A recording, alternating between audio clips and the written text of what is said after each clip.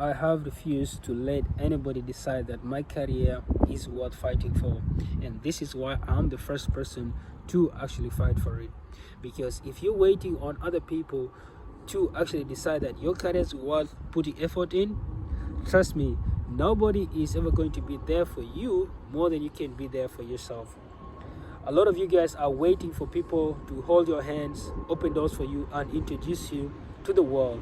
But the reality is otherwise, because most of you guys are very raw, very unready, and you need a lot of polishing. And again, just like anybody starting out a business or a career or anything, when you're starting out something, a lot of your friends, family, agents, or even coaches, a lot of the people around you are not going to believe in what you're doing, and they're not going to have your back. They're not going to support you. And if you're waiting for these people to hold your hand and take you to places, introduce you to the world, you are very much wrong, my friend, because this is not how these people work. These people will only come in when now they see that, yeah, you are actually beneficial in a way.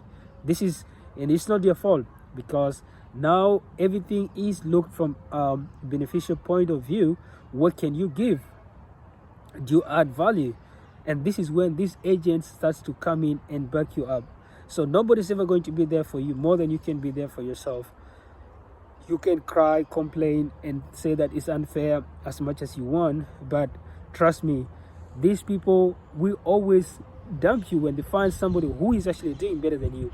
You might be in a club, the club signs you, but once they find somebody better than you, they are dumping you and replace you quickly. Same thing, an agent would sign you to his agency. Once he sees that there is a new culture or there is a new emerging talent that is going to get him more money, he's going to pay less attention to you. Your texts are going to be responded late. He's not going to call you. You're always going to be the one to reach out to him, and it's not his fault. That's just how it works, you know. And this is what I decided, that nobody is going to decide my career is worth fighting for. So you have to be very relentless, very shameless, and very, very stubborn to actually get open these doors that nobody would want to walk you in. Hustle so hard that you don't have to introduce yourself. Trust me, I myself, I have had so many doors open just because I was stubborn, just because I was persistent, you know.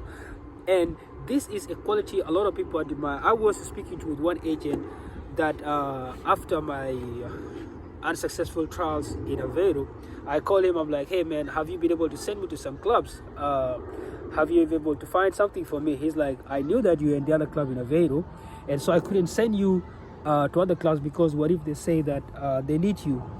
You will not be able to move there and trial. And he was telling me the way you are doing things might not be the right way, because why have you noticed why you are not actually signing in most of these clubs that you're trying to go to? And I explained it to him. I'm like, listen, most of these clubs, they don't sign me for one reason or the other, and if I am actually trying to wait for somebody to come and hand me a contract, it is not going to happen. And he's like, well, I have opportunities in I think Bragança, which I was already aware. The same club that he was telling me about, they sent me an offer already, but I turned it down. And he's like, listen, you are turning down offers, and you did not have great numbers last season. You are being picky on where you want to play, because I told him I only want to play in Aveiro or Porto, and he's like, you're very picky and you didn't have great numbers last season. And I'm like, yes, I'm picky because I know what I can do, and I know why I want to be in those places. I have the vision for my dream.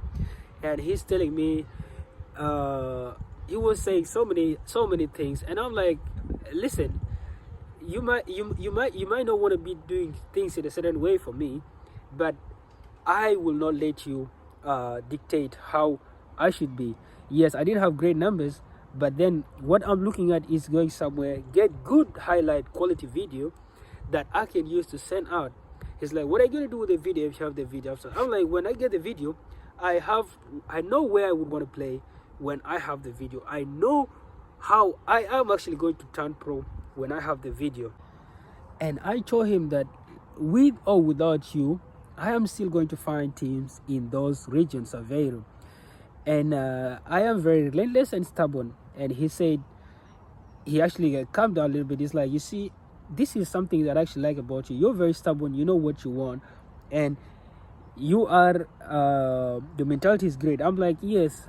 Because if I sit down and I just take cheap offers that do not align with the vision that I have for myself, my career is going to stale, you know. And playing in those regions, I played there, and the top scorer in Bragança, where did he play? He did not even move up to a division above. He stayed. The top scorer of Beja, Stem, stayed in the same place. And I was like, I don't want to end up in the paradox of just playing semi-professional football until time is up for me. I have bigger dreams, and I exactly know how I'm going to make it happen. Nobody's stopping you from networking. Nobody's stopping you from showing up at clubs. So do not make excuses that agents are not working things for you. These agents are only interested in making sure that they benefit from the deals they get you. Being a footballer is just like being this shabby, broke high school guy that most girls do not want. But once he starts to hit the gym, he focuses more on himself a lot. He works on himself so much. These people these girls will come running after him. And this is the same thing. At the moment, people might be rejecting you, clubs might be rejecting you, agents might not want to work with you, but that's fine. If you go lock in, you start to do your thing, like just let them know that you don't need them.